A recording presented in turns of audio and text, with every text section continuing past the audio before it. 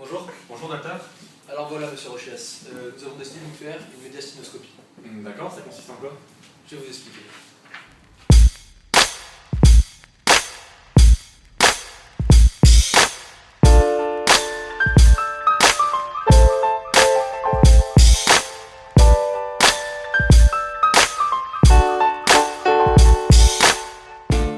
Voici un schéma d'anatomie de surface du tronc. Nous voyons la fourchette sternale, les muscles pectoraux, le bord supérieur des clavicules, les mamelons, le muscle deltoïde, le muscle sternocléido-mastoïdien et le trapèze. Le bord inférieur des côtes est appelé auvent costal. On peut voir le processus xiphoïde en son milieu. Sur ce schéma, nous avons ôté le gris costal. On peut y voir la thyroïde et ses veines, la trachée, le thymus, le cœur enveloppé du sac péricardique, les poumons droit et gauche avec les scissures qui individualisent les lobes et le muscle sternocléido-mastoïdien. Parmi les veines, nous retrouvons la veine jugulaire droite et la veine sous-clavière droite, dont la réunion forme le tronc veineux innominé droit. Nous retrouvons la même anatomie veineuse à gauche. La réunion des deux troncs veineux inominés forme la veine cave supérieure qui se jette dans l'oreillette droite. Parmi les artères, nous retrouvons la crosse aortique de laquelle naissent le tronc artériel brachiocéphalique donnant la carotide commune droite et l'artère sous-clavière droite, puis la carotide commune gauche et enfin la sous-clavière gauche. Parmi les nerfs, nous retrouvons les nerfs vagues droit et gauche et les nerfs phréniques droit et gauche. Quand on parle du médiastin, on parle de la région de la cage thoracique située entre les deux poumons.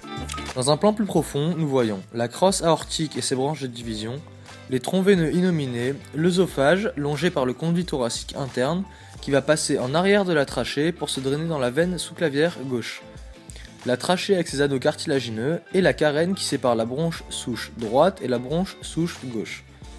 Les nerfs sont aussi visibles dans ce plan. On a le nerf vague gauche duquel est issu le nerf laryngé récurrent gauche qui passe sous la crosse aortique et le nerf vague droit duquel est issu le nerf laryngé récurrent droit. Celui-ci passe sous l'artère sous-clavière droite. Passons maintenant sur une vue de profil. Après avoir ôté le gris costal, on peut individualiser la clavicule, le manubrium sternal, le corps sternal, la xiphoïde, le diaphragme et les côtes sectionnées. On retrouve également le thymus, l'œsophage et la trachée à partir de laquelle est réalisée la segmentation médiastinale de Hovelac qui va individualiser un médiastin antérieur, moyen et postérieur. Nous voyons aussi le cœur duquel naît l'aorte. Sont aussi visibles les veines caves supérieures et inférieures qui se drainent dans le cœur, l'arc azygos dans lequel se jette la première veine intercostale droite, l'artère et les veines pulmonaires et enfin le pédicule vasculaire sous-clavier. Enfin, il est possible d'observer la section du ligament pulmonaire et les nerfs phréniques et vagues droits. Voici un agrandissement du plan profond. On individualise les ganglions médiastinaux. Parmi eux, on retrouve les ganglions paratrachéaux, les nœuds cervicaux inférieurs profonds, le nœud de Virchow, les ganglions trachéobronchiques supérieurs, les ganglions trachéobronchiques inférieurs, le nœud du ligament artériel, les nœuds bronchopulmonaires et enfin les nœuds pulmonaires.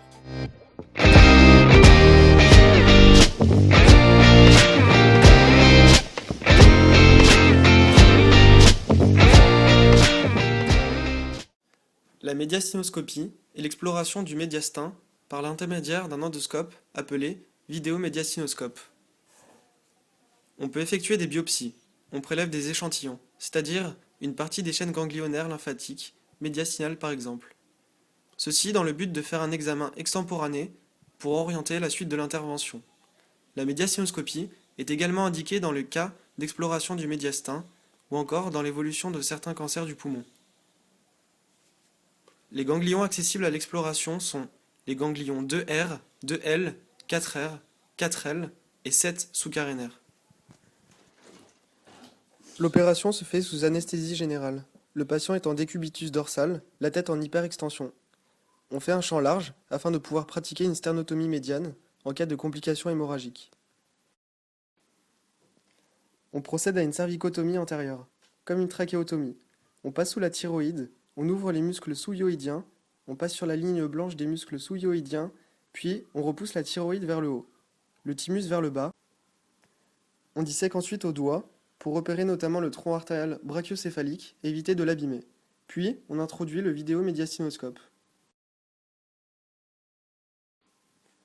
On longe la face antérieure de la trachée en passant en arrière des vaisseaux jusqu'à la caréna. On repère la trachée avec ses anneaux cartilagineux, puis on voit apparaître l'aorte. On refoule les formations ganglionnaires en sachant qu'on va voir le nerf laryngé récurrent gauche.